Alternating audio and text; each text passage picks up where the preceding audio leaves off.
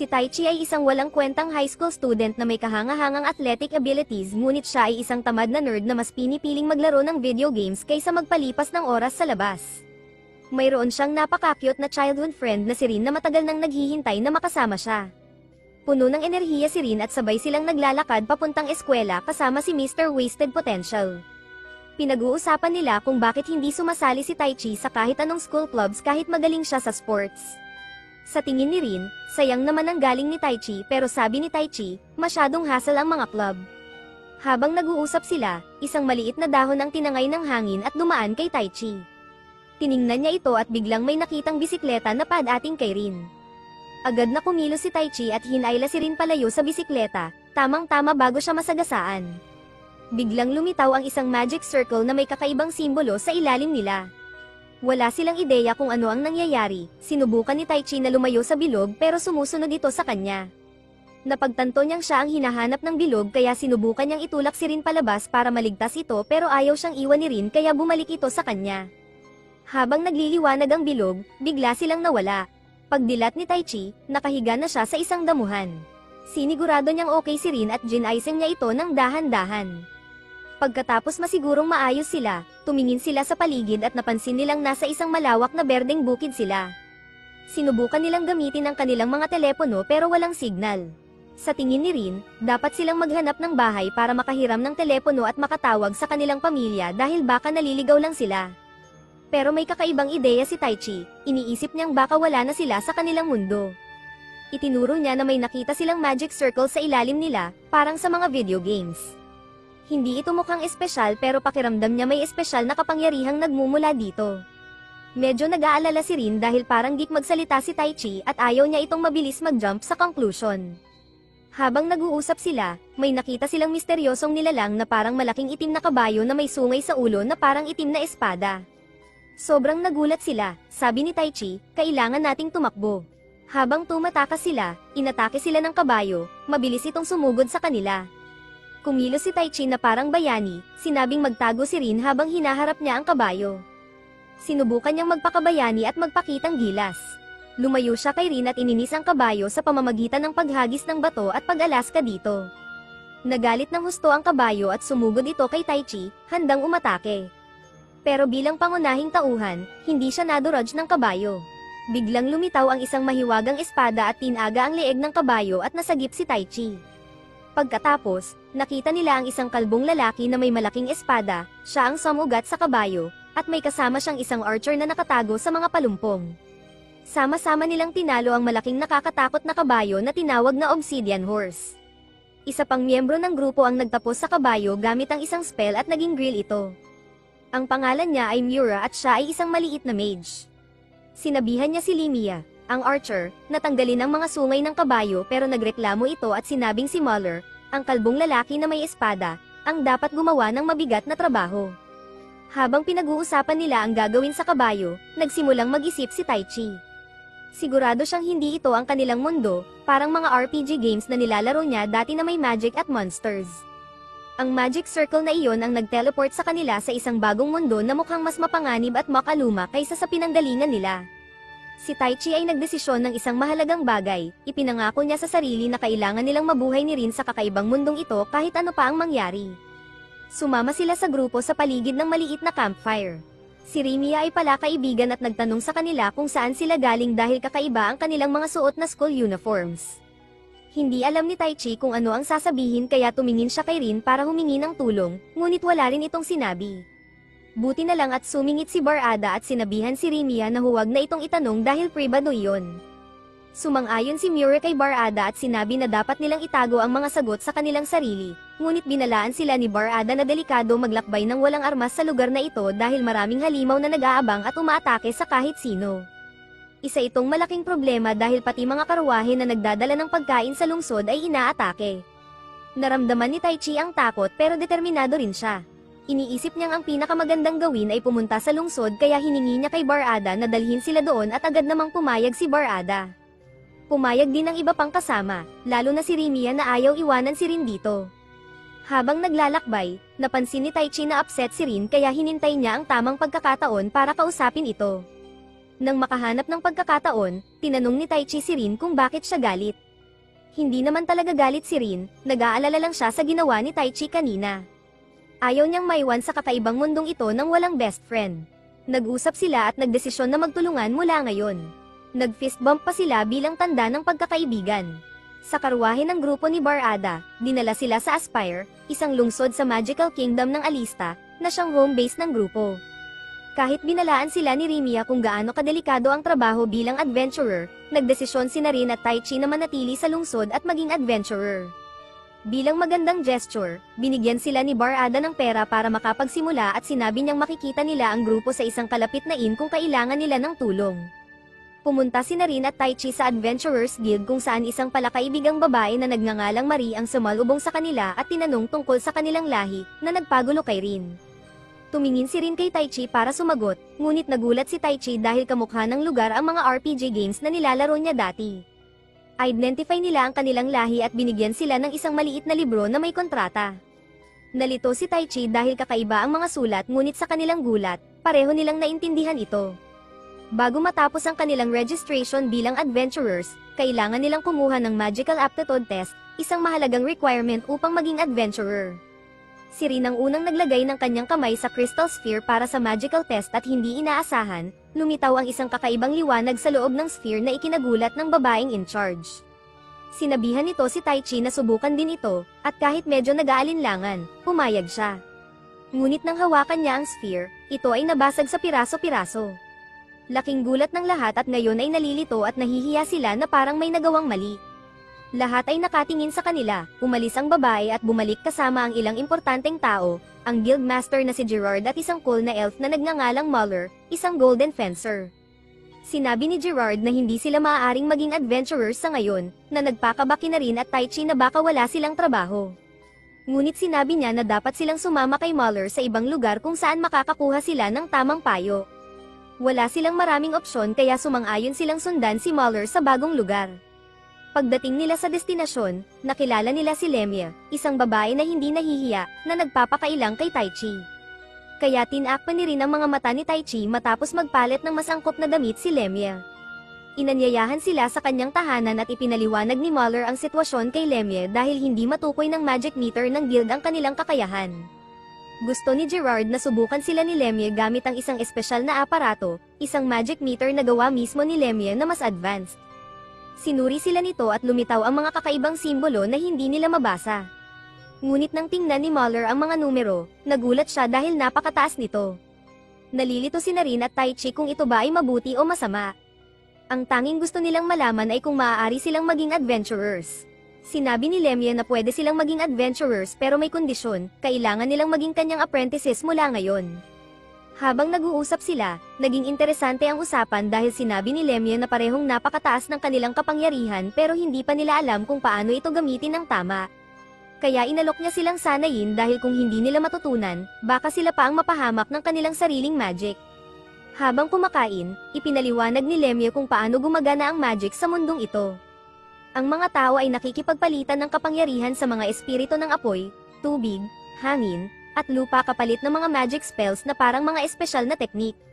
Karamihan ng mga mages ay kayang gumamit ng isang elemento lamang maliban sa ilang eksepsyon tulad ni Muller na gumagamit ng 2 at si Lemia mismo na gumagamit ng 3. Ngunit si Rin ay isang malaking bagay dahil kaya niyang gamitin ang lahat ng elemento.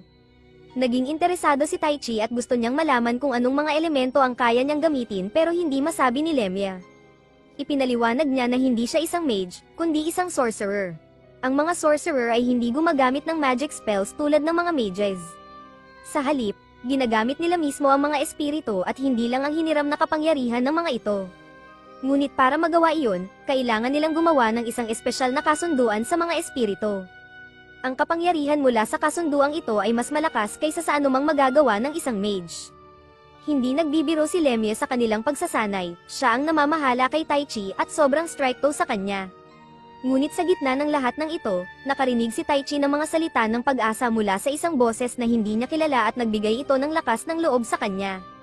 Samantala, tinuturuan ni Muller si Rin kung paano gumawa ng magic, partikular ang paggawa ng apoy.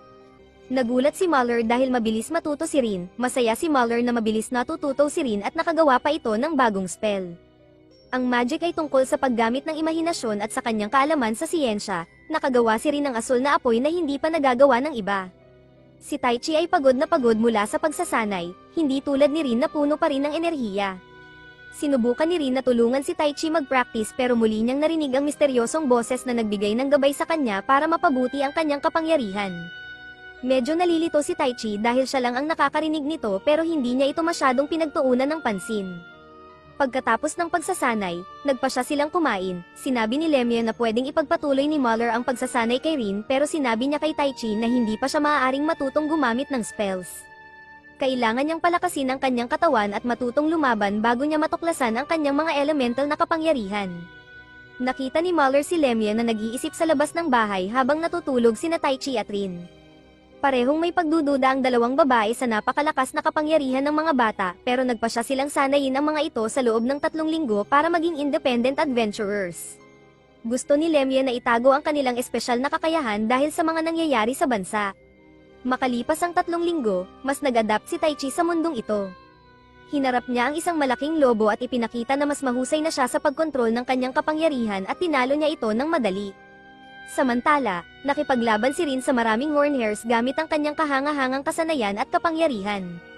Napakagaling niya na nagamit pa niya ang 3 iba't ibang elemento para talunin ang mga kalaban. Si Lemia at Muller ay sobrang impressed sa panonood mula sa malayo pero nakakuha ng kanilang pansin ang pagdating ng isang obsidian horse.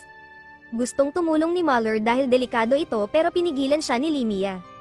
Gusto niyang makita kung gaano kahusay si Rin at Taichi sa pagdepensa ng kanilang mga sarili. Pakiramdam ng mga pangunahing tauhan ay may kumpiyansa na sila sa kanilang mga bagong kapangyarihan at nagawa nilang talunin ang kabayo nang walang masyadong hirap. Nagdaos si Lemia ng isang malaking selebrasyon dahil sina Taichi at Rin ay pumasa sa kanilang graduation exam at handa na silang pumunta sa Aspire para maging opisyal na adventurers. Ngunit medyo malungkot din dahil ito na ang huling pagkakataon na madalas silang magkikita. Habang nagse-celebrate, ibinulalas ni Lemia na sila ay mga lost ones. Ibig sabihin ay galing sila sa ibang mundo sa pamamagitan ng isang kakaibang space-time incident o nasummon sila ng isang tao. Laking gulat ni Taichi at Rin na alam na pala ito ni Lemia mula pa noon. Tinanong nila kung paano niya ito nalaman at iniisip ni Lemia na baka may gumamit ng high-level summon ng magic para dalhin sila dito pero hindi niya alam kung sino dahil bihira at kontrolado lang ng mga magicians na may kinalaman sa oras at espasyo ang ganitong klaseng magic. Kailangan nilang hanapin ang taong ito at alamin kung bakit sila dinala sa mundong ito. Excited si Taichi dahil bihira ang mga summoners kaya iniisip niyang mas madali nilang mahahanap ang taong gumawa nito. Kinagabihan, kahit malungkot sina Taichi at Rin na ito na ang huling araw nila kasama sina Lemia at Muller, alam nilang kailangan nilang magpatuloy at alamin kung bakit sila nandito. Nangako sila sa isa't isa na magtutulungan sa paghahanap ng summoner. Ngunit may kakaibang nangyayari kay Taichi, patuloy niyang naririnig ang boses ng isang batang babae na nagsasabing magkikita sila ulit at mukhang sabik na sabik dito. Isang gabi, nagkaroon ng panaginip si Taichi na nasa isang berdeng parang siya at narinig ulit ang pamilyar na boses na nagsasabing magkikita sila sa lalong madaling panahon at hinihiling na maging matyaga. Nang sinusubukan niyang alamin kung sino ang misteryosong boses na ito, nagising siya ng pawisan. Simula nang dumating sila sa mundong ito, palagi na niyang napapanaginipan ito. Lumipas ang ilang linggo at nakasettle na sila sa Aspire kung saan sila nagparehistro sa Adventurers Guild. Nakilala nila ang mga taong nagligtas sa kanila noong una pero mababa pa rin ang kanilang ranggo bilang adventurers kaya mga simpleng trabaho lang ang kanilang ginagawa tulad ng pagtulong sa pagsasaka o pagbuhat ng mabibigat na bagay. Dahan-dahan silang nasasanay sa bagong lugar na ito at sa mga patakaran dito. Gustong gumising ng maaga ni Rin para magbasa ng mga libro sa library para sa kanyang research. Natagpuan siya ni Taichi na nagbabasa sa isang bar at sumali ito sa kanya, medyo iniistorbo ang oras ng pagbabasa ni Rin. Dinalhan sila ng waitress ng almusal at isang sulat mula sa guild. Ang sulat ay nagsasabing kailangan nilang pumunta sa guild agad dahil kailangan sila ng mad alien. Ang bagong trabaho nila ay sa isang slum kung saan kailangan nilang kausapin ang mga customers at staff para malaman ang tungkol sa mga nakaw na kalakal na pumapasok sa lungsod sa pamamagitan ng mga slums. Napansin ni Rin na may 2 krus sa kontrata na ibig sabihin ay nabigo na ito ng 2 beses. Kung magkamali pa sila, ibibigay na ito sa mga mas mataas ang ranggo na adventurers. Sinabi ni Gerard na nakuha nila ang trabahong ito dahil sinabi ni Lemia na napakalakas nila at kung matapos nila ito, tataas ang kanilang adventurer rank. Excited silang dalawa dahil ang pag-angat ng ranggo ay nangangahulugang mas magagandang trabaho kaysa sa paglilinis o pagbubuhat ng mga bato. Paglabas nila ng guild, nag-usap sila kung gaano nakalayo ang narating nila. Nakita ni Rin ang kanyang paboritong prutas at gustong bilhin ito pero napansin nilang tumaas ang presyo mula noong nakaraang linggo. Malungkot na ipinaliwanag ng tindero na kakaunti na ang pagkain na pumapasok kaya't nagmamahal ang lahat ng bilihin. Kahit na mahal, nagpasya silang bilhin ang paboritong prutas ni Rin para matulungan ng tindero. Parehong nag-aalala sina Taichi at Rin sa balitang narinig nila. Naisip nilang baka ang nawawalang pagkain mula sa mga karwahe ay napupunta sa mga slums at maaaring konektado ito sa kanilang misyon. Habang pinag-uusapan nila ito, may isang taong nakasuot ng balabal ang nagmamasid sa kanila mula sa karamihan. Pagsapit ng gabi, pumunta sila sa inn sa slums. Sa una, walang sinumang seryosong tumanggap sa kanila dahil mag-ara ang kanilang mga suot. Naglibot sila at napansin na ang mga pagkain at inumin dito ay hindi makikita sa regular na merkado dahil sa mga pag-atake sa mga karwahe. Hindi nag-aksaya ng oras si Taichi at diretsyong tinanong ang waiter tungkol sa mga produktong ito. Gusto ni Rin malaman ang totoo dahil nakikita nila ang pagkakataong kumita ng malaking pera sa pagbebenta ng mga kalakal na ito. Ipinakita pa ni Rin ang isang malaking bag ng coins para makuha ang atensyon ng waiter at mapasagot ito. Ito ay isang setup pero sa halip na makakuha ng kapaki-pakinabang na impormasyon, ang mga sakim na customer sa inn ay sinubukang atakihin sila. Pero madali lang nilang napabagsak ang mga ito. Pagkatapos noon, medyo nasindak nila ang mga customers kaya napilitang magsalita. Sinabi ng mga customers na may isang taong nakilala nila sa pub ang nag-anyaya sa kanila sa isang trabaho na sinasabing maganda ito pero nang makarating sila doon, natagpuan nilang naatake na ito at tanging ang karwahe at ang laman nito ang naiwan. Kinuha nila kung ano ang kaya nilang dalhin at iniwan ng iba. Pagdating sa entrada ng bayan, sinisigurado ni Taichi na hindi nagsisinungaling ang mga tao nang biglang sumingit ang bartender. Inamin nitong nakuha lang nila ang mga nakaw na bagay na karaniwang ibinebenta sa lugar na iyon. Binalaan sila nito na huwag nang magtanong pa dahil labag ito sa mga patakaran at sinabing dapat na silang umalis. Medyo nadismaya, naglakad sina Taichi at Rin sa madilim na kalye ng slums. Matagal na nilang nararamdaman na may sumusunod sa kanila mula pa noong umaga. Inakit nila palabas ang mga kalaban at natagpuan ang kanilang mga sarili na napapalibutan ng 3 assassins na mga babae. Nakita ni Taichi ito bilang pagkakataon para makakuha ng karagdagang impormasyon kaya nagpasya siyang lumaban ng seryoso, pero pinipigilan pa rin ang kanyang kapangyarihan. Agad niyang napabagsak ang isa sa mga assassins at pagkatapos ay hinarap ni Rin ang isa pa. Nang malapit na silang harapin ang huling assassin, naghagis ng smoke bomb ang unang assassin na nagbigay ng sapat na oras para makatakas ito, pero iniwan nila ang isa nilang kasama na hinimatay matapos mapabagsak ni Taichi. Lalo pang naging interesado sina Taichi at Rin sa misyon dahil ang pagkuha ng mga assassins para sundan sila ay nangangahulugang may ayaw talagang makialam sila sa mga pag-atake sa mga karwahe. Nagpasya sina Taichi at Rin na dalhin ang nahuling assassin sa guild para tanungin. Ikinulong nila ito sa isang selda na nakatali sa isang upuan. Nang magising ito, si Gerard ang unang kumausap sa kanya. Sinabi ni Gerard na dinala nila ito ng palihim kaya hindi ito kailangang mag-alala na may mga kasamahan ito na aatake para patahimikin siya. Pero dapat isipin niya kung bakit pinili ni Taichi na hayaan siyang mabuhay. Matapos ang kanilang misyon, nagkaroon ng promotion sina Taichi at Rin sa kanilang ranggo. Dumalaw si Muller sa guild para batiin sila, sinamantala nila ang pagkakataong ito para ikwento ang nangyayari pa rin kahit natapos na ang misyon, patuloy pa rin ang pagtaas ng presyo ng mga bilihin. Iminungkahi ni Muller na mag-team up sila at nangako siyang bibigyan si Rin ng paborito niyang prutas nang walang abala. Ipinaliwanag ni Muller na ang mga ani na handa ng anihin sa hilagang kanluran ay ninanakaw kaya tumataas ang presyo ng mga bilihin. Bukod pa rito, ang mga magnanakaw ay pinoprotektahan ng isang bihasang mage kaya mahirap para sa mga magsasaka na pigilan sila. Ngayon, may malaking trabaho ang guild, bantayan ang mga bukirin, hulihin ang mga magnanakaw at ang mage para makakuha ng malaking gantimpala. Interesado sina Taichi at Rin sa misyon kaya nagpasya silang sumama kay Muller. Habang naglalakbay, masayang-masaya si Muller na kasama sila. Ang mga elf ay karaniwang seryoso at strikto kaya hindi gustong makipag-hangout ng mga tao sa kanila. Kaya kadalasan, mag-isa lang si Muller sa kanyang mga gawain kaya't natutuwa siyang magkaroon ng team ngayon. Pagdating nila sa mga bukirin, laking tuwa ng mga magsasaka na makita sila. Masaya silang may mga taong magpoprotekta sa kanilang mga ani at huhuli sa mga magnanakaw. Nakipagkamay si Taichi kay Kasem, ang nagsusumamo ng tulong, pero may nararamdaman siyang kakaiba sa kanya kahit hindi niya mailarawan kung ano. Ipinakita ng mga magsasaka ang paligid ng mga bukirin para mas makilala nila ang lugar. Biglang nagsimulang magbigay ng babala ang tungkod ni Rin tungkol sa paparating na malaking panganib. Sa una, inisip nila na mga magnanakaw ito pero pagkatapos, nakita nila na mas nakakatakot ito, malalaking ogres at ilang orcs ang lumabas mula sa mga punong prutas. Hindi nag-aksaya ng oras ang grupo at naghanda para ipagtanggol ang kanilang mga sarili. Naghanda si Taichi at Muller para lumaban habang nakatuon si Rin sa pagprotekta sa lahat. Madaling napabagsak ni Muller ang mga orcs at hinarap ni Taichi ang malaking ogre. Gumamit siya ng 35% ng kanyang kapangyarihan at nagbigay ng malakas na suntok na nagpabagsak sa ogre. Si Kasem naman ay nanunood lang sa buong laban at nagtatala ng mga nangyayari pero mukhang kainahinala. Pagsapit ng gabi, nagtipon ang grupo para pag-usapan ang nangyari. Nabasa ni Rin na ang mga ogres at orcs ay karaniwang hindi naglalagi sa mga kagubatang ito at sumang-ayon si Muller. Ayaw nilang mag-jump sa conclusion pero iniisip nila na baka ang kanilang mga kalaban ang nagpadala ng mga nilalang na ito. Ang tanging magagawa nila ngayon ay maghintay at tingnan kung paano tutugan ang kanilang mga kalaban sa nangyari. Iminungkahi ni Taichi at Rin ang pag-set up ng mga bitag para mas mabilis mahuli ang kalaban at sumang-ayon si Muller. Pagkatapos, nagbago ang eksena sa isang mas creepy na lugar, maraming patay na katawan sa isang kagubatan at may isang babaeng sumisipsip ng enerhiya mula sa mga patay na katawan papunta sa isang kakaibang orb. Plano niyang aipakin ito sa isang bagay, nagsuot siya ng invisibility cloak at naghanda na para habulin ang grupo ni Taichi. Samantala, ang nahuling assassin ay iniisip kung bakit siya pinaligtas ni Taichi sa halip na patayin.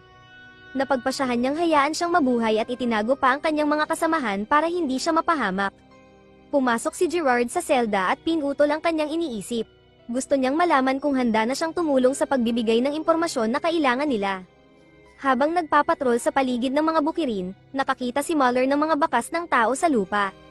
Sinundan nila ang mga bakas at natagpuan ang isang tumpok ng sinunog na kahoy na nagpapakita na kamakailan lang nagkampo doon ang mga magnanakaw dahil mainit pa ang apoy. Ginamit ni Rin ang kanyang magic para maramdaman na may 3 tao malapit doon. Sinundan nila ang bakas at natagpuan ang mga tao na nagnanakaw ng mga prutas. Wala ang kanilang mage kasama nila o malapit, madali nilang tinalo ang mga magnanakaw, tinalian at sinimulang magreklamo ang mga ito na natalo sila dahil wala ang kanilang mage ngayon. Nang bumalik sila sa bayan, binati ni Kasem ang mga adventurers at muling nakipagkamay kay Taichi. Medyo matagal na hinawakan ni Taichi ang kamay ni Kasem at sinabi na napakalambot ng mga kamay nito. Naguluhan si Kasem at sinabing dahil siya ang boss at hindi gumagawa ng mabibigat na trabaho. Pero hindi nasiyahan sina Muller at Rin sa mga sagot ni Kasem. Nagtataka sila kung paano niya nalaman ang tungkol sa mga ogres at orcs sa isang lugar kung saan hindi karaniwang naglalagi ang mga ito. Karaniwang mga adventurers lang ang may ganitong uri ng kaalaman. Nagsimulang makaramdam ng pagkakulong si Kasem at biglang tumawa na parang kontrabida sa pelikula. Inamin niya ang lahat, ang buong plano ng mga pag-atake ng ogres at orcs at ang mga nakaw na prutas ay isang bitag lamang para makuha ang atensyon ng mga adventurers at subukin ang kanilang mga kasanayan. Biglang lumitaw si Grammy, ang mage na narinig nilang kasama ni Kasem, at tinanggal ang kanyang invisibility cloak. Siya ang kasabwat ni Kasem, naghanda ang mga adventurers para sa laban. Nakatuon si Grammy kay Muller at Rin habang si Kasem ay pumunta kay Taichi. Napagtanto ni Muller na kaharap nila ang isang mabagsik na kalaban na nasisiyahan sa pakikipaglaban at paglalagay ng buhay sa panganib. Matapang na nakipaglaban si Rin kay Grammy hanggang sa makabawi si Muller sa kanyang lakas. Excited si Grammy habang ginagamit ni Rin ang kanyang iba't ibang elemental magic laban sa kanya. Samantala, natuklasan ni Taichi na si Kasem ay isang mage at nagpapatawag ng isang malaking nilalang para labanan siya. Mahirap kalabanin ng Frosty Elemental Beast na ito at hindi kayang saktan ni Taichi, pero kayang saktan siya ng nilalang. Para siyang nasa isang mahirap na sitwasyon, nahihirapan ang mga adventurers sa mga kalaban na hindi lang malalakas kundi napaka-tricky pa. Bumalik si Muller sa laban at hinarap si Grammy pero kasing husay ni Grammy si Muller sa pakikipaglaban ng espada. Sinubukan ni Rin tumulong pero kinailangang itigil ang kanyang mga spells ng maaga para hindi tamaan si Muller. Talagang nasisiyahan si Grammy sa bawat sandali ng laban at napabagsak sina Muller at Rin nang hindi man lang pinapawisan. Samantala, patuloy na nahihirapan si Taichi laban sa Icy Beast. Hindi niya ito masaktan kaya nakatuon lang siya sa hindi masaktan. Ipinunto ni Kasem na wala siyang fire element tulad ni Muller at Rin kaya hindi siya mananalo. Lalo pang lumala ang sitwasyon nang ilabas ni Kasem ang isang pulang orb na nakuha niya kay Grammy, na nag-drain ng vitality mula sa ibang tao papunta sa orb. Pinakain niya ito sa kanyang summoned creature at naging 3 beses na mas malaki at mas malakas ito. Bumilis ang beast at nasaktan si Taichi, na naging mas mahina siya. Nagsimulang magsalita si Kasem tulad ng isang tipikal na kontrabida, ipinapaliwanag ang kanyang plano. Gusto niyang nakawin ang kapangyarihan ni Taichi at gagamitin niya sina Muller at Rin bilang mga hostage. Kung hindi susunod si Taichi, ibibigay niya ang mga ito sa masasamang tao na gagawa ng mga kakilakilabot na bagay sa kanila. Habang si Muller at Rin ay labis na nahihirapan sa kapangyarihan ni Grammy, biglang may nangyaring nakakagulat. Tumayo silang muli na parang hindi sila pagod mula sa laban. Lumabas na ito pala ay isang pagsubok para mas maging mahusay sila sa pakikipaglaban at makita kung gaano kahusay si Grammy. Ngayon, sila ang lumalaban at si Grammy ang nahihirapan sa pagharap sa kanilang mga bagong galaw. May lightning sword si Rin na ginamit niya kay Grammy. Kinontra ni Muller ang lahat ng atake ni Grammy at pagkatapos ay ginamit ni Rin ang kanyang kaalaman sa agham para gumawa ng isang malaking tornado explosion na talagang nagpahina kay Grammy. Tinapos ni Muller ang laban at pininsala ng husto si Grammy. Sumuko si Grammy pero nagbabala na babalik siya ng mas malakas pagkatapos gumaling sa kanyang mga sugat. Masaya sila sa kanilang tagumpay pero hindi nagtagal iyon. Dumating si Kasem at sinabing sumuko sila, ipinahayag niya na kung hindi sila susuko, magpapakawala siya ng mas malakas na atake at magiging mas malupit ang kanyang mga plano.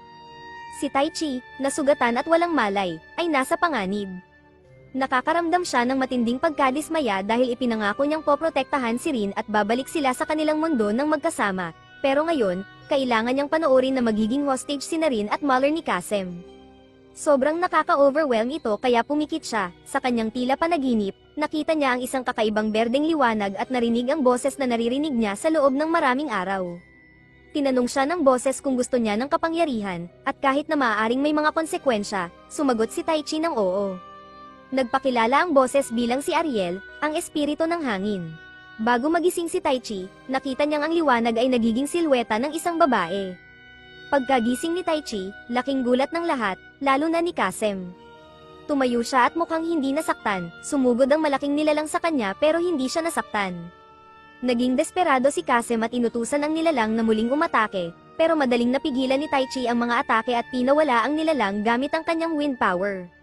Nataranta sina Kasem at Grammy at sinubukang tumakas, pero ang hiniram na kapangyarihan ni Taichi ay may limitasyon at sobrang hina na siya. Sa kabila nito, nagawa niyang maglunsad ng atake na naputol ang braso ni Kasem bago siya bumagsak. Nakaligtas sina Kasem at Grammy, pero mukhang nasasabik si Grammy sa nangyayari. Pagkagising ni Taichi sa bahay ni Limia, nalaman niyang walang malay siya ng 1 linggo dahil nagamit niya lahat ng kanyang magic sa laban. Dinala siya ni Rin at Muller doon matapos hindi siya magising ng 3 araw. Inalagaan siya ni Limia at pinakain para matulungan siyang makarecover. Sinabi ni Limia na dapat pasalamatan ni Taichi si Rin at Muller sa pag-aalaga sa kanya. Nag-usap sina Taichi at Limia tungkol sa nangyari sa kagubatan at nalaman nilang ang beast ay naging napakalakas dahil sa orb na tinatawag na Crimson, na may napakasamang sumpa na nagpapalakas ng mga bagay. Ikinwento rin ni Taichi ang tungkol sa boses na tumulong sa kanya na nagngangalang Ariel, na ikinagulat ni Limia. Sinabi ni Limia na maaari na nilang malaman kung anong klaseng sorcerer si Taichi. Si Kasem ay nag-report sa kanyang boss, isang misteryosong tauhan na nagngangalang Ira, tungkol sa nangyari sa kanyang misyon. Sa kabila ng pagkawala ng braso, masaya si Ira sa impormasyong nakuha ni Kasem. Kailangan na ngayon ni Ira ng tulong ni Grammy para sa susunod na misyon ni Kasem. Minarkahan niya si Grammy ng isang tato na hugis gagamba sa kanyang kamay para kontrolin ito. Pagkatapos ay pumasok ang ilang babae para ipaalala na magsisimula na ang festival. Iniwan ni Ira ang isang imbitasyon sa isang tumpok ng papel bago umalis. Ipinaliwanag ni Limia kay Taichi na siya ay isang summoner, na ibig sabihin ay maaari siyang makipagkasundo sa mga partikular na espiritu upang makakuha ng mas malalakas na spells. Nalito si Taichi sa impormasyong ito pero natulungan siyang maintindihan kung sino si Ariel. Pagkatapos makipag-usap kay Limia, nagdesisyon siyang hanapin si Muller o Rin para ipaalam na siya ay gising na. Sa kanyang paglalakbay, na-intervene siya sa isang sitwasyon kung saan 2 lalaki ang nanggugulo sa isang babae. Ginamit ng babae ang kanyang pagdating bilang pagkakataon para magpanggap na si Taichi ang kanyang hinihintay. Pinaalis ni Taichi ang mga lalaki pero napansin niyang hindi talaga nasa panganib ang babae dahil madali siyang nakatakas sa mga ito. Nagpakilala ang babae bilang si Anastasia, ang dating assassin na nahuli ni Taichi sa slums. Ngayon ay nagtatrabaho na siya para sa guild at kasali sa investigasyon ng mga pagnanakaw. Magkasamang pumunta sina Anastasia at Taichi sa isang manor na konektado sa mga pagnanakaw at naglaban sila sa mga tao doon habang naghahanap ng mga kapaki-pakinabang na impormasyon. Natagpuan ni Taichi ang imbitasyon na iniwan nina Ira at Kasem. Sa gabi, naglalakad sina Muller at Rin sa pamilihan matapos tapusin ang isang mahalagang trabaho. Nakikita ni Muller na nag-aalala si Rin kay Taichi pero sinabi ni Rin na magiging okay si Taichi at kailangan nilang mag-focus sa kanilang gawain. Habang nasa pamilihan, napansin ni Muller at Rin na may mga taong nagtatalo tungkol sa pagtaas ng presyo. Ramdam nilang may sumusunod sa kanila kaya sinubukan nilang linlangin ang taong sumusunod sa kanila, ngunit bigla na lamang silang inatake nito. Nagdulot ito ng kaguluhan sa pamilihan. Habang nakikipaglaban sila sa unang umaatake, napansin nilang may 3 iba pang tao na tumutulong sa unang umaatake kaya naging 2 laban sa 4. Biglang lumitaw si Grammy na may suot na invisibility cloak. Pinabagsak ni Grammy si Muller at dinala ito palayo, sinasabing hindi niya gusto ang ginagawa pero iniutos ito ng kanyang pinuno. Sinubukan ni Rin na sundan si Grammy pero hinaranggan siya ng 4 na umaatake. Kailangan nilang siguraduhin na makakatakas si Grammy kasama si Muller kaya pinigilan nila si Rin na habulin ito. Matinding sitwasyon ito para kay Rin. Samantala, sina Anastasia at Taichi ay nasa madilim na underground tunnels. Ang imbitasyon ay nagsasaad na sa ilalim ng lungsod ng Aspire ay maraming goblins na may Crimson Pact. Alam nilang kailangan nilang pigilan ang mga goblins na makarating sa lungsod. Binuksan ni Anastasia ang pinto gamit ang isang pin para matiyak na hindi ito patibong. Sinabi ni Taichi na noong nahuli niya si Anastasia, umaasa siyang mabubuhay ito ng normal at hindi siya masaya na nagtatrabaho na ito ngayon para sa guild, pero nagpapasalamat pa rin siya sa tulong nito. Naantig si Anastasia at sinabi niyang tawagin na lang siyang Ana. Nagpapakita na nagiging mas malapit sila bilang magkaibigan. Samantala, nahihirapan pa rin si Rin sa kanyang sitwasyon. Nainis siya at nagpa siya na gamitin ang kanyang mga espesyal na kapangyarihan para talunin ang mga taong nagdudulot ng problema sa kanya. Pagkatapos, nagulat siya nang muling lumitaw si Grammy na hindi pala naroon para labanan siya, hindi pa ngayon. Ang boss ni Grammy ay may plano na gamitin ang Crimson Pact kay Muller, at hindi sumasang-ayon si Grammy dito. Iniisip niyang si Rin at Muller ay kanya at gusto niyang siya ang tumalo sa kanila. Ibinigay ni Grammy kay Rin ang eksaktong lokasyon ng kanilang pupuntahan at nagbahagi sila ng parehong layunin. Hindi na nag-aksaya ng oras si Rin at nagmadali sa tore kung saan bihag si Muller. Pagdating niya, nakita niya si Muller sa gitna ng isang pulang bilog na napapaligiran ng mga mages na nagpaplanong gamitin siya bilang sakripisyo. Agad kumilos si Rin, gamit ang kanyang mga kapangyarihan para immobilize ang mga mages at itigil ang ritual. Nailigtas niya si Muller sa tamang oras, ngunit sandali lang ang kanilang kaligayahan dahil biglang lumitaw sina Ladra at Kasem. Si Ladra ay nagbigay ng madilim na mensahe, isang hukbo ng 3,000 monsters na may Crimson Pact ang paparating sa lungsod para sirain ang lahat ng kanilang madaanan. Dagdag pa rito, si Taichi ay nasa ibang lugar at walang ideya tungkol sa nalalapit na panganib. Ang impormasyong nakuha nila sa mansion ay isang patibong pala. Si Anastasia ay nakarating sa isang pinto at aksidenteng napasok sa isang pulang magic circle na nag-summon ng isang makapangyarihang golem. Lalo pang lumala ang kanilang sitwasyon, samantala, sa ilalim ng lungsod, hinarap ni Taichi at Anastasia ang makapangyarihang golem na halos kumitil ng buhay ni Anastasia. Na-intervene si Taichi sa tamang oras at ginamit ang kanyang kapangyarihan para talunin ang golem. Laking gulat niya nang malamang walang core ang golem na ito, nakakaiba dahil lahat ng golems ay karaniwang may core. Biglang narinig ang boses ng isang batang babae sa silid at nagbukas ang isa pang pinto, naglalantad ng isang silid na puno ng goblin eggs.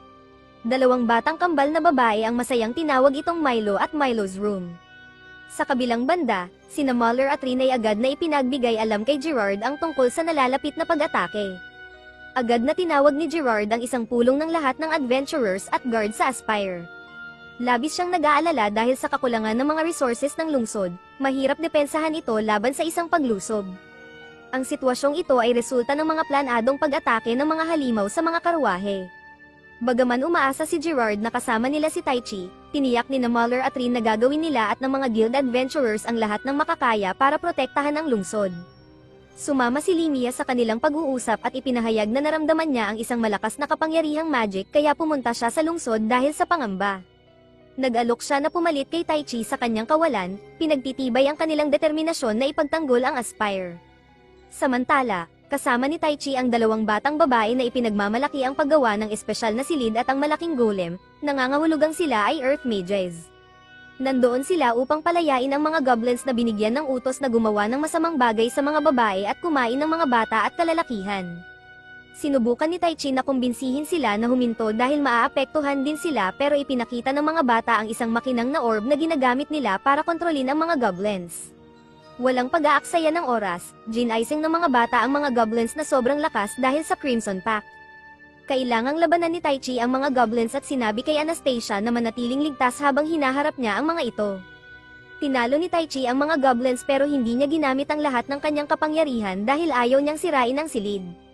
Ngunit kahit gaano karaming goblins ang tinalo ni Tai Chi, patuloy na ginaising ng mga bata ang iba pa.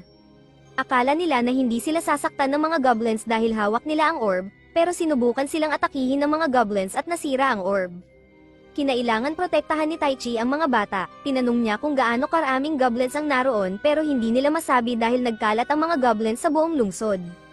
Ipinagsama ni Tai Chi ang mga bata kay Anastasia at kinailangan nilang lahat na ipagtanggol ang kanilang mga sarili mula sa mga goblins.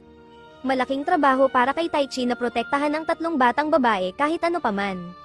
Bumalik sa guild, lahat kasama ang mga guards ay nag-aalala sa kanilang mahirap na sitwasyon. Isang bantay mula sa labas ang nagdala ng balita na ang hilagang kuta ay bumagsak na sa mga halimaw. Ngayon, ang kanilang guild at guard team ay may 180 miyembro lamang laban sa isang napakalaking hukbo ng 3,000 monsters.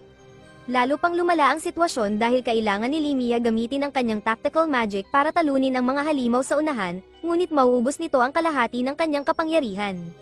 Nagkaroon ng ideya si Rin, naalala niya ang isang bagay mula sa kanyang lumang mundo at iminungkahi na gamitin ang earth, water, at fire magic ng sabay-sabay para gumawa ng malaking pagsabog. Kahit hindi naiintindihan ng iba ang agham sa likod nito, nagtiwala sila kay Rin. Lahat ay naghanda sa entrada ng lungsod habang hinihintay ang pagdating ng mga halimaw. Sinimulan ni Rin ang kanyang plano at epektibo ito laban sa unang hilera ng mga halimaw.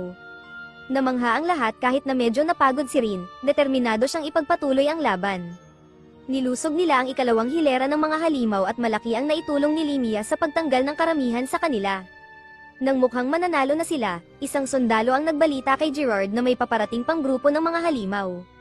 Ang mga ito ay Crimson Monsters at 2 beses na mas malakas. Sa sandaling iyon, dumating si Tai Chi kasama sina Anastasia at ang 2 batang babae na sina Milo at Mila. Habang hinaharap ni Muller, Limia, at Rin ang natitirang mga halimaw, nagsama-sama ang mga babae upang protektahan si Limia habang naghahanda siya ng isang malaking atake. Naging matagumpay ang kanilang plano at natalo nila ang lahat ng halimaw maliban sa 3 malalaking halimaw na talagang malalakas. Nagdesisyon ang mga babae na harapin ang bawat isa sa kanila. Dumating si Tai Chi kasama sina Milo at Mila sa battlefield. Si Rin naman ay nasa mahirap na sitwasyon dahil nagamit na niya ang karamihan ng kanyang magic at sobrang hina na para lumaban sa kanyang kalaban. Abala ang kanyang mga kaibigan sa pakikitungo sa iba pang malalaking halimaw kaya hindi nila siya matulungan. Inisip ni Rin na baka ito na ang katapusan para sa kanya at sana ay mapapasalamatan niya si Tai Chi sa lahat ng nagawa nito. Nang akala ni Rin na tapos na ang lahat para sa kanya, biglang dumating si Tai Chi at sinagip siya mula sa malaking halimaw. Nagmamadaling niyakap ni Muller si Rin, labis na nagpapasalamat na ligtas siya. Ipinaliwanag ni Tai Chi ang laban sa ilalim ng lupa kay Limia at hiniling na alagaan sina Muller at Rin habang hinahabol niya ang ogre. Pinahusay ni Tai Chi ang kanyang buong lakas at nagbigay ng malakas na suntok sa ogre. Napansin ni Limia sina Milo at Mila at tinanong kung sino sila. Sinabi ni Tai Chi na sila ay mga talentadong earth mages na nasa kanilang panig. Sinabi niya sa lahat na magtulungan upang talunin ang mga natitirang halimaw habang naghahanda siyang labanan ang huling 2 ogre. Habang nangyayari ang lahat ng ito, pinapanood ni Ira at labis siyang humanga sa kapangyarihan ni Tai Chi. Pero may plano na sila para sa sitwasyong ito, handa na silang guluhin ang festival. Sa headquarters ng guild, dumating ang isang sundalo na may dalang balita mula sa battlefield. Narinig ni Anastasia, na naiwan upang tulungan ang mga sugatan, ang usapan ni Gerard at ng sundalo. Labis siyang nag-aalala para kay Tai Chi dahil siya lang ang nagtrato sa kanya bilang tao at hindi lamang isang kasangkapan. Niligtas siya ni Tai Chi at binigyan ng pagkakataon na magkaroon ng normal na buhay na kanyang pinapangarap. Pero biglang may isang taong nakahod na nag-cast ng spell sa kanya at umulong ng kung ano sa kanyang tenga. Naramdaman ni Anastasia ang pagnanais na iwan ang lahat at pumunta sa battlefield. Patuloy na nakikipaglaban ang mga adventurers gamit ang kanilang mga sandata laban sa walang katapusang alon ng crimson creatures na walang tanda ng pag-urong. Ibinuhos nila ang lahat ng kanilang lakas upang protektahan ang lungsod. Si Tai Chi, gamit ang kanyang 100% na kapangyarihan, ay nagawang talunin ang bawat leader ng ogre pero ito ay nag-drain ng marami sa kanyang enerhiya. Akala niya nawala na ang mga pangunahing banta at nagpahinga siya sandali pero iyon ay naging isang malaking pagkakamali. Biglang umuga ang lupa at kinailangan niyang tumalon sa kalangitan upang maiwasang mahulog sa isang malaking butas na bumukas. Mula sa lupa, lumabas ang matatalas na kuko at sinira ang katawan ng mga ogre. Labis na nag-alala si Limia nang makita ang nangyayari. Isang 2 ulong gintong dragon ang lumitaw mula sa kailaliman, na ikinagulat ni Limia at ng iba pa dahil karaniwang naninirahan ang mga dragons na ito sa mga underground nests at hindi nakikialam sa mga labanan ng tao, pero ngayon ay nakikialam sila. Napansin ni Ren ang isang di pamilyar na babae sa battlefield pero hindi niya binigyang pansin ito. Nagtataka rin si Tai Chi sa presensya ng dragon, ipinaliwanag ni Limia na sa hindi malamang dahilan, nagising ang dragon na ito kahit na karaniwang hindi sila naabala ng mga digmaan ng tao. Alam ni Tai Chi na kailangan niyang harapin ang makapangyarihang dragon. Sinabi niya sa iba na bumalik sa lungsod at maghanda para sa paglikas kung sakaling lumala ang sitwasyon. Iniwan ni Ren sina Milo at Mila kay Muller pero nagdesisyon siyang manatili kay Tai Chi at tulungan siya sa labanan. Masaya si Tai Chi na kasama niya ang kanyang pinakamatalik na kaibigan pero sinabi niya kay Ren na huwag makipaglaban dahil ayaw niyang masaktan siya kapag ginamit niya ang kanyang buong kapangyarihan. Humarap si Tai Chi sa dragon para labanan ito, umaasa na magagamit ang kapangyarihan ni Ariel pero hindi ito sumasagot. Wala siyang magawa kundi labanan gamit ang kanyang kasalukuyang kapangyarihan. Ang kanyang unang atake ay hindi tumalab sa dragon. Sinubukan ni Ren tumulong pero pinigilan siya ng kabilang ulo ng dragon. Kahit na mabilis si Tai Chi, nasaktan siya ng dragon at naging mahina. Napansin ni Tai Chi na hindi ginagamit ng dragon ang buong kapangyarihan nito, na nagpaisip sa kanya kung bakit nagising ang ganoong kalakas na nilalang sa unang pagkakataon. Biglang dumating si Anastasia sa kinaroroonan ni Tai Chi. Hindi niya sinasadyang makialam pero nang sinaway siya ni Tai Chi dahil sa pagpunta doon, nagising siya mula sa kanyang pagkabangungot. Sinabi ni Anastasia na hindi niya planong makialam pero biglang naghanda ang kabilang ulo ng dragon na umatake at nagpaulan ng atake sa kanila. Nasaktan si Tai Chi at hindi makagalaw ng mabilis upang makalayo pero itinulak siya ni Anastasia sa ligtas na lugar at siya ang tinamaan. Malubhang nasugatan si Anastasia at sa kabila ng pagsisikap ni Tai Chi na tulungan siya, namatay si Anastasia sa kanyang mga bisig. Bago siya pumanaw, hiniling ni Anastasia kay Tai Chi na maging kaibigan at ngumiti dahil masaya siyang nakilala si Tai Chi na mabait. Nadarama ang matinding desperasyon, galit, at kalungkutan, sumigaw si Tai Chi sa sakit. Labis siyang nabalisa dahil hindi niya naprotektahan si Anastasia kahit na nangako siyang hindi siya masasaktan. Patuloy siyang humihingi ng kapangyarihan kahit na hindi sumasagot si Ariel. Pero hindi siya sumuko, patuloy siyang sumubok hanggang sa makuha niya ang atensyon ni Ariel. Sa wakas, lumitaw si Ariel at inalok na bigyan siya ng kapangyarihan dahil ang kanyang malakas na damdamin ay parang utos para sa kanya. Ngayon ay nakikita na ni Tai Chi ang tunay na anyo ni Ariel at humingi ito ng paumanhin dahil hindi siya nakatulong dati. Pero may isang patakaran na ang mga spirits ay hindi maaaring gumamit ng kanilang kapangyarihan nang walang utos mula sa summoner at si Tai Chi ang summoner. Hindi pa sila nagkaroon ng formal na kasunduan dati pero gumawa ng eksepsyon si Ariel noong unang beses na nasa panganib si Tai Chi at tinulungan siya ni Ariel. Napagtanto ni Tai Chi na natatakot siyang gamitin ang kanyang tunay na kapangyarihan pero ngayon alam niya na kailangan niya ito para protektahan ang lahat, lalo na ang mga taong mahalaga sa kanya. Kaya nagdesisyon siyang gumawa ng kasunduan kay Ariel. Ginawa nilang opisyal ang kasunduan sa pamamagitan ng pagtugon sa 2 kondisyon, kailangan sabihin ni Tai Chi kay Ariel na bigyan siya ng kapangyarihan at kailangan niyang maging handa na tanggapin ito. Iniwan ni Tai Chi sina Anastasia at Ren sa pangangalaga ni Limia at ngayon ay puno siya ng bagong kapangyarihan at handa nang harapin muli ang mga dragon. Namangha ang mga dragon sa kanyang lakas at determinasyon. Nang tanungin ni Tai Chi kung bakit sila naroon at ano ang kailangan niyang gawin para umalis sila, sinabi nilang sasagutin nila ang kanyang mga tanong kung ipapakita niya ang kanyang tunay na kapangyarihan. Pumayag si Tai Chi at naging seryoso ang mga dragon. Inatake ng 2 ulo ng dragon si Tai Chi gamit ang lahat ng kanilang lakas pero gamit ang kamanghamanghang kapangyarihan, hindi lang ipinagtanggol ni Tai Chi ang kanyang sarili kundi tinamaan din ang likod ng dragon. Masaya ang mga dragon sa kinalabasan, sinabi nila kay Tai Chi na sila ay ipinadala ng isang tao na gustong ipakita ni Tai Chi ang kanyang kapangyarihan. Bago sila umalis, nagbigay ng babala ang mga dragon kay Tai Chi. Sinabi nilang ang taong ito ay gagabay sa kanya kaya kailangan niyang mas maging malakas. Ipinaliwanag nila na ang nangyari ngayon ay mahalaga para sa kanilang mundo at pagkatapos ay umalis na sila. Bumalik si Ira upang makipag-usap sa isang babaeng nakaupo sa likod ng belo. Lumabas na pumasa si Taichi sa pagsubok na kanilang inilaan para sa kanya. Ngayon, ang tanging natitira ay patuloy siyang gabayan. Lumipas ang ilang panahon mula nang maganap ang paglusob ng mga halimaw at ang malaking laban. Dahan-daang bumalik sa normal ang Aspire, wala nang mga pag-atake ng halimaw sa mga karwahe ng mga kalakal at bumalik na rin sa normal ang mga presyo. Ito ay maliit na ginhawa para sa lahat ng mga taong nawalan ng mahal sa buhay sa panahon ng pag-atake. Upang ipakita na hindi sila lumaban ng walang kabuluhan, madalas bumisita si Taichi sa libingan ni Anastasia. Nagiiwan siya ng mga bulaklak at nakikipag-usap ng kaunti. Sa bahay ni Limia, sinoma ni Taichi si Ariel upang ipakita ang kanyang mga kapangyarihan sa kanyang mga kaibigan. Nasa kalagitnaan sila ng isang magandang pag-uusap nang makita nila ang isang royal carriage na papalapit. Lumabas na ito ay isang mensahero mula kay Haring Gilmer na nagngangalang Elena. Sinabi niya na gusto silang ipatawag ng hari sa kabisera na Ifix dahil kailangan nila ng tulong. Dahil sa utos ng hari, wala talaga silang pagpipilian kundi pumunta. Sumakay silang lahat sa royal carriage at sa daan, nalaman nila ang tungkol sa problema sa palasyo.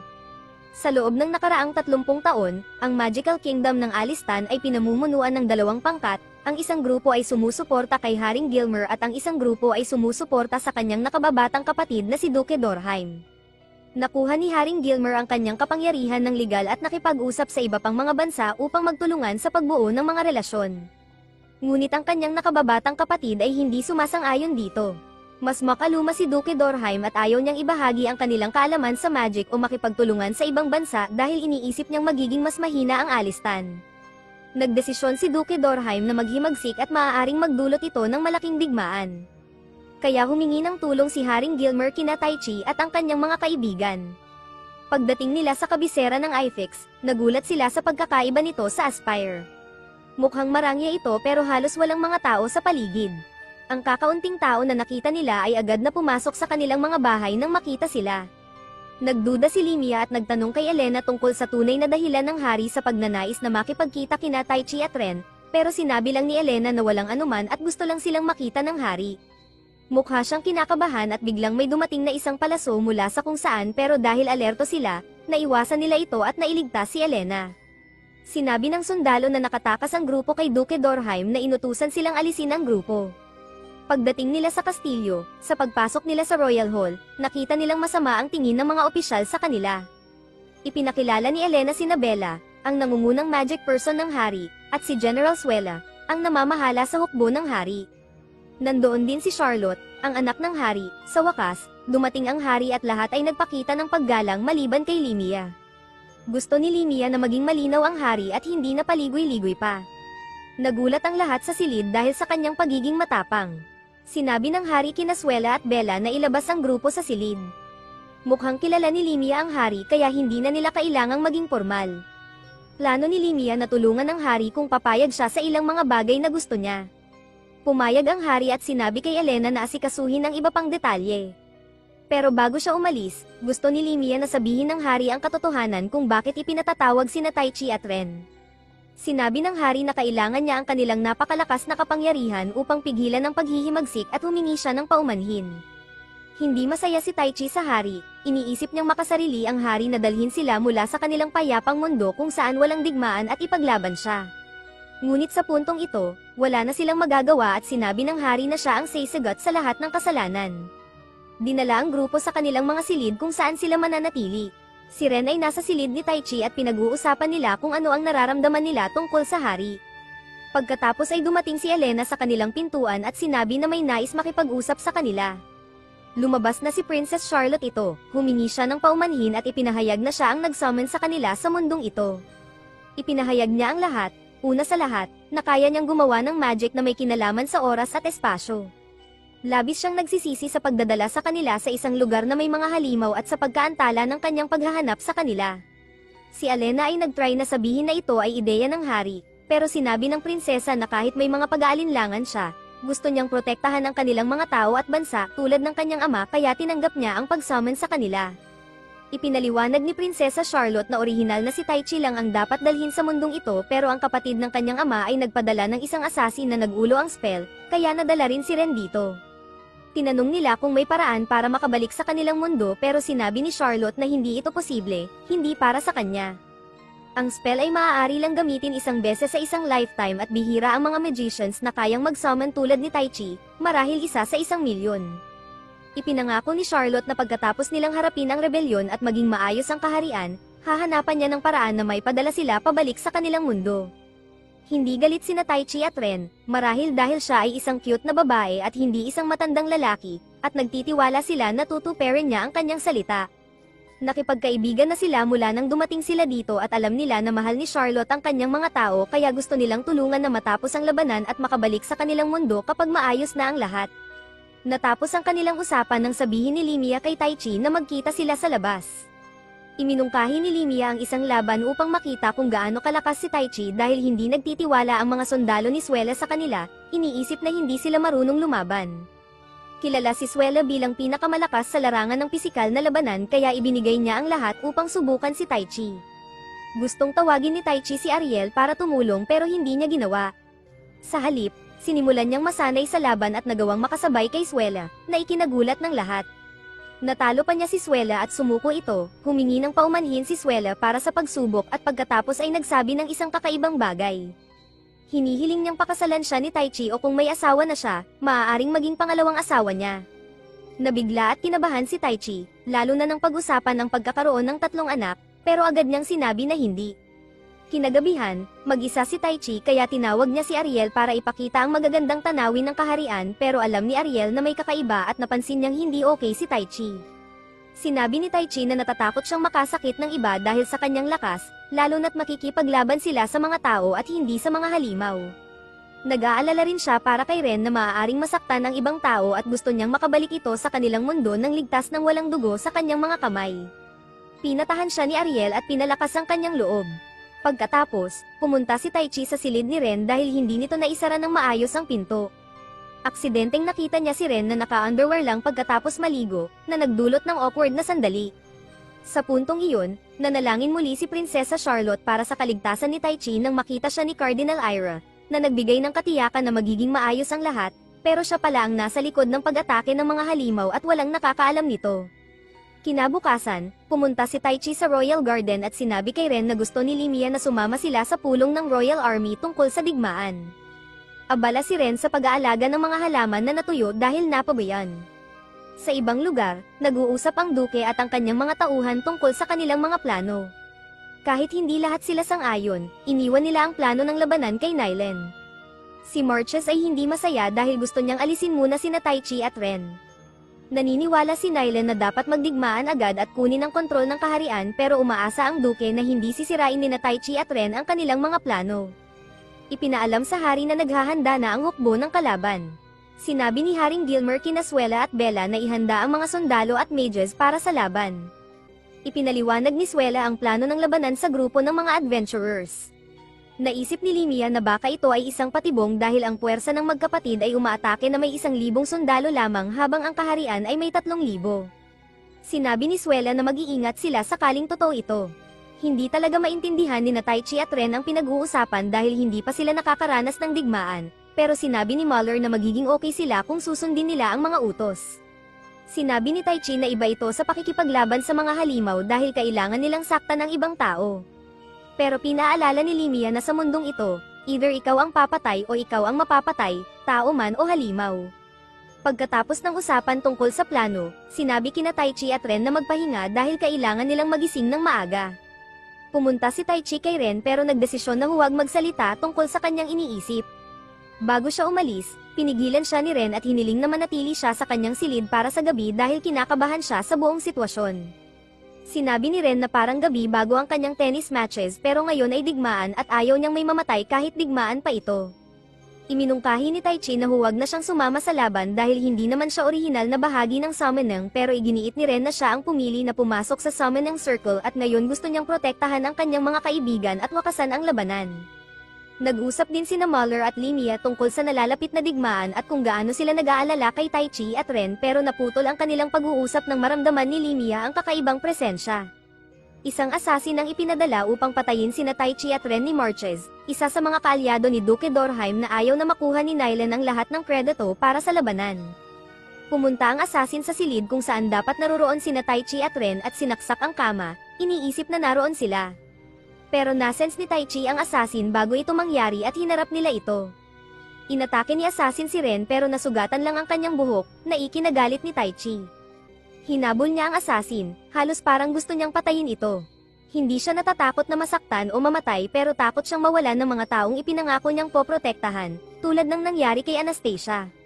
Pinatigil ni Limia si Taichi sa pananakit ng assassin dahil maaari silang makakuha ng impormasyon mula dito, pero hindi interesado ang assassin na magsalita.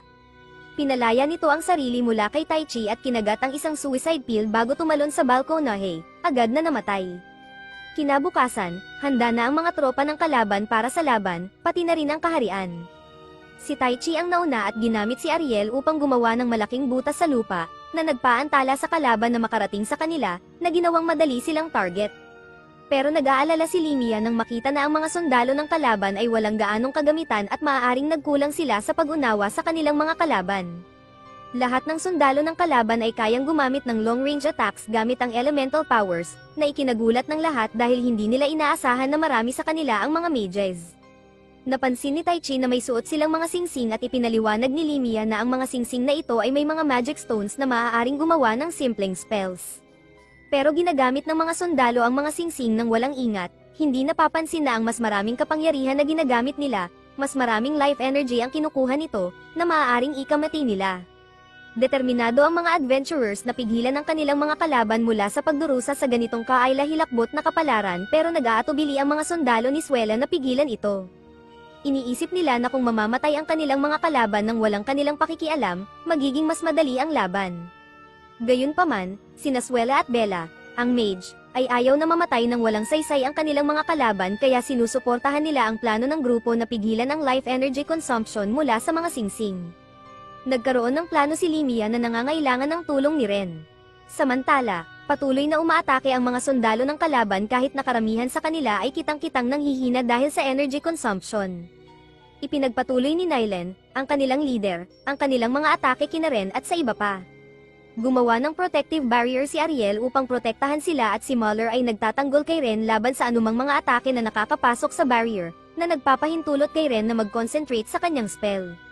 Gumamit si Limia kasama ng iba pang mages ng Grey Clouds upang magpaulan at pagkatapos ay ginamit ni Ren ang kidlat upang kuryentehin ang lupa kung saan nakatayo ang mga nanghihinang sundalo ng kalaban.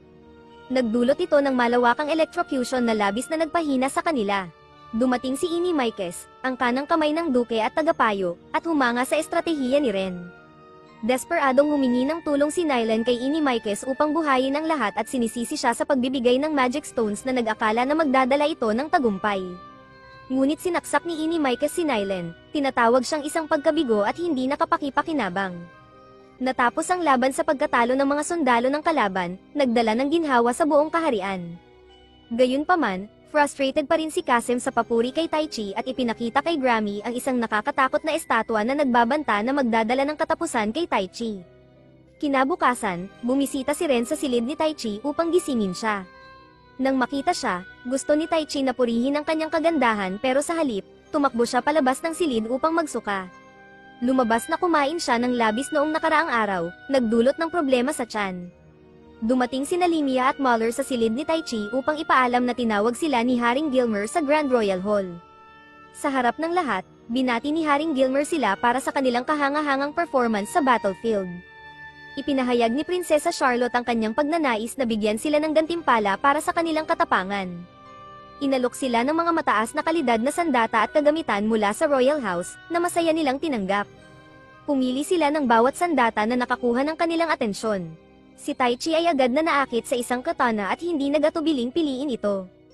Ipinaliwanag ng prinsesa na ang espada ay hindi pinanday sa kanilang bansa at tinanggihan ng mga sundalo dahil sa manipis nitong talem. Naiintindihan ni Taichi na sa isang mundong pinangungunahan ng mga broadswords at malalaking sandata, ang katana ay maaaring hindi popular na pagpipilian, ngunit naniniwala siyang ang pagkakaroon ng katana ay pangarap ng bawat lalaki. Kaya, armado ng kanilang napiling mga sandata, iminungkahi ni Suela ang isang practice fight kay Taichi na sinang-ayunan ni Limia. Sinubukan ni Limia ang kanyang singsing at nagpakita ng kamanghamanghang kapangyarihan na nagbigay ng inspirasyon sa iba na subukan din ang kanilang mga sandata. Ang pangunahing layunin ni Suela ay makipagsagupaan muli sa kanyang inaakalang magiging asawa, ngunit nagawang makatakas ni Taichi nang siya ay nawalan ng malay dahil sa violent shaking ni Suela dahil hindi pa siya nakarecover mula sa indigestion. Sa merkado, naramdaman ni Taichi na maraming mga mata ang nakatingin sa kanya, iniisip na ito ay dahil nakita nila si Ariel at lahat ay nakatingin sa kanya.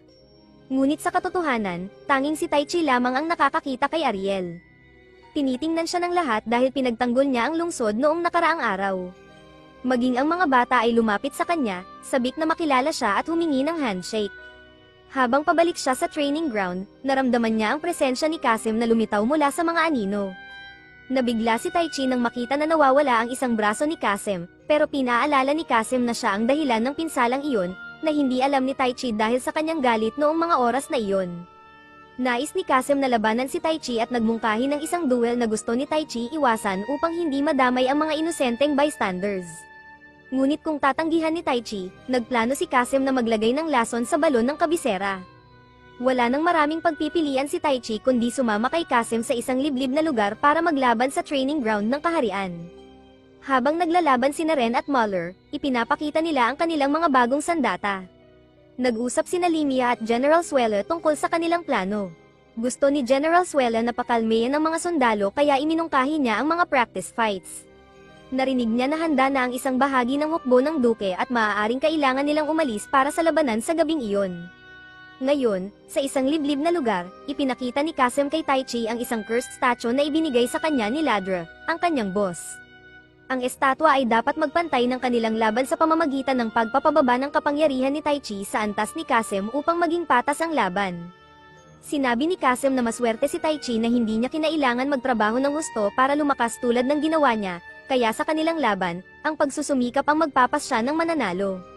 Sinubukan ni Ariel na pigilan si Taichi dahil nag-aalala siya na baka hindi na bumalik ang kanyang kapangyarihan, pero pumayag si Taichi sa laban. Nagalit si Ariel at umalis sa una pero nagbago ang kanyang isip at pinanood ang laban. Na-activate na ni Kasim ang mga estatwa at ngayon ay naglalaban na sila gamit ang mga suntok at magic spells. Pareho silang nasaktan ng husto, akala ni Kasim na ito na ang kanyang huling atake. Nag-aalala si Taichi kung paano niya mapipigilan ito sa kanyang sariling lakas. Naalala niya ang lahat ng kanyang pagsasanay mula sa nakaraan. Hinawakan ni Taichi ang kanyang katana at sinugatan ang atake ni Kasim, na nagpapalipad kay Kasim sa pader. Alam ni Kasim na hindi siya mananalo kaya sumuko siya at pinakawalan si Taichi. Sinabi ni Kasim na maibabalik ni Taichi ang kanyang kapangyarihan sa pamamagitan ng pagsira sa artifact. Biglang nagliwanag ang artifact at isang nakakatakot na itim na multo ang lumabas at inatake si Taichi. Akala ni Kasim na baka may ginawa pa si Iris sa artifact. Sinubukan ni Taichi na saktan ito pero hindi ito nagtagumpay. Na-stock siya, biglang lumitaw si Grammy at pinagtanggol si Taichi. Sinira ni Grammy ang artifact pero hindi pa rin nawala ang multo. Naisip ni Taichi kung ano ang gagawin kaya ginamit niya ang kanyang napakalakas na wind power at sa wakas ay nawala ang kakaibang nilalang at nakuha niya muli ang kanyang mga kapangyarihan. Kalaunan, gusto talagang makipag-usap ni Taichi kay Kasim pero sinabi ni Grammy na labis na nagsisisi si Kasim sa pag-ibig ng kanyang pride. Ipinaliwanag ni Grammy na alam ni Kasim kung ano ang kinakailangan para lumakas at tunay na pinahahalagahan ang mga taong nagsusumikap. Ang tanging pagsisisi ni Kasim ay ang hindi agad pagkilala sa kamanghamanghang kasanayan ni Taichi. Habang pinagsasabihan ni Kasim si Grammy sa pagsasabi ng marami, sinabi ni Taichi na mayroon siyang napakahigpit na guro na naghubog sa kanya. Tumayo si Grammy at si Kasim upang umalis, ngunit bago sila magpaalam kay Taichi, nagkaroon ng malaking kaguluhan. Nagkaroon ng kaguluhan sa lungsod at lahat ay nagsimulang tumakbo at magtago dahil nagdeklara ng digmaan ang rebelde army. Nakipag-usap si Lud sa kanyang master na si Lady Shade at ipinaliwanag na binigyan niya si Kasim ng isang bagay para tulungan sa kanyang paghihiganti.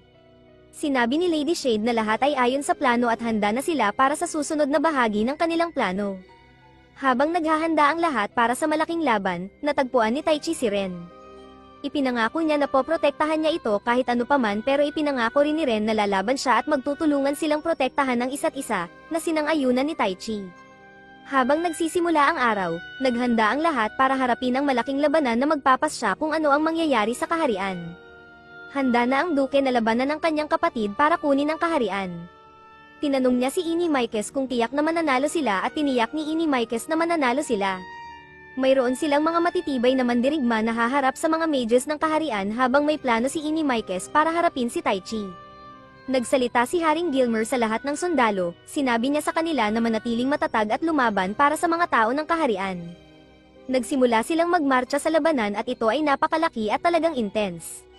Tumulong ang mga mages ng kaharian sa pagtanggal ng ilang masasamang tao.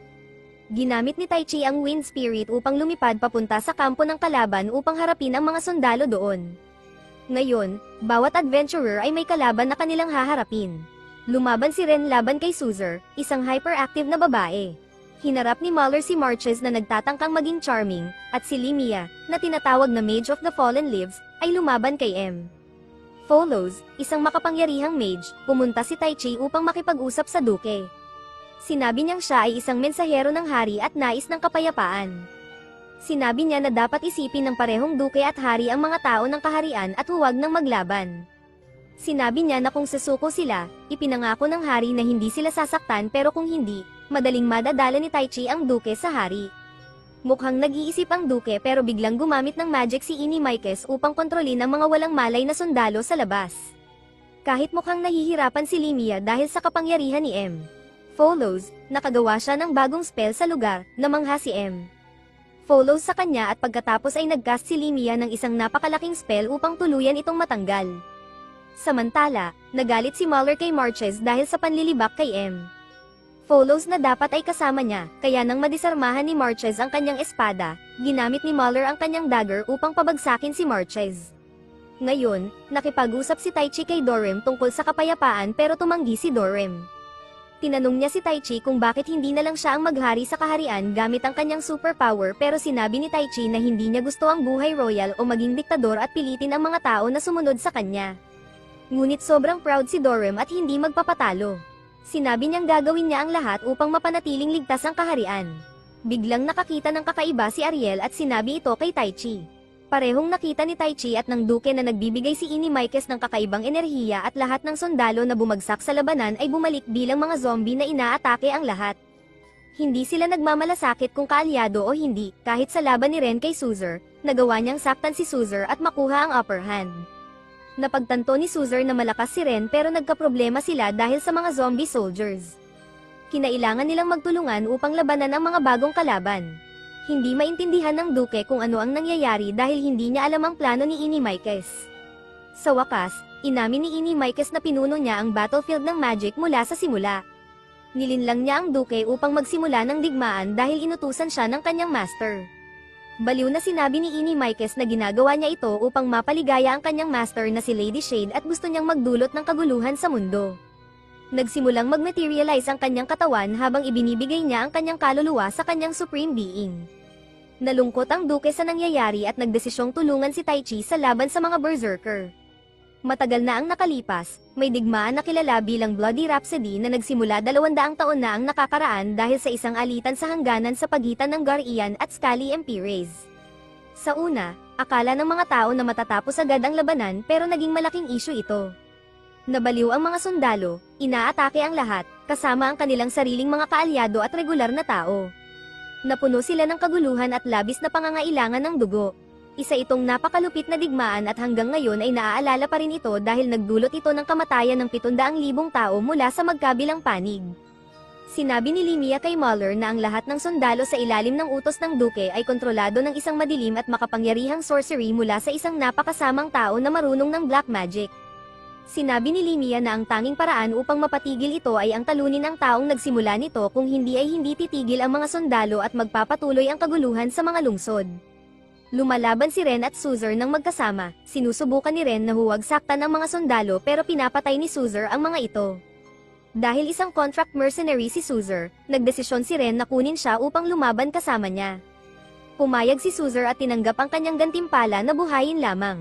Iminungkahi ni Ren na hanapin nila ang iba para malaman ang susunod na hakbang. Nakikipaglaban si Taichi sa mga berserker soldiers na patuloy na bumabangon kahit ano pa ang gawin niya. Sinabi ni Dorem na huwag mag-atubiling patayin ang mga sundalo na kanyang makakasalubong upang matiyak na hindi mangyayari muli ang trahedya ng mga nakaraang taon. Si Suela, Limia, at Muller ay nakikipaglaban din sa kanilang mga sariling lugar upang matalo ang mga berserker. Kahit alam nilang kontrolado ang mga sundalo, nararamdaman nilang kailangan nilang gawin ito upang maiwasan na masaktan ang mga inosenteng tao. Iba ito sa nais ni Naren at Taichi na gamitin ang kanilang kapangyarihan upang makatulong, pero ngayon handa na si Taichi na gawin ang lahat para protektahan ang mga mahal niya sa buhay.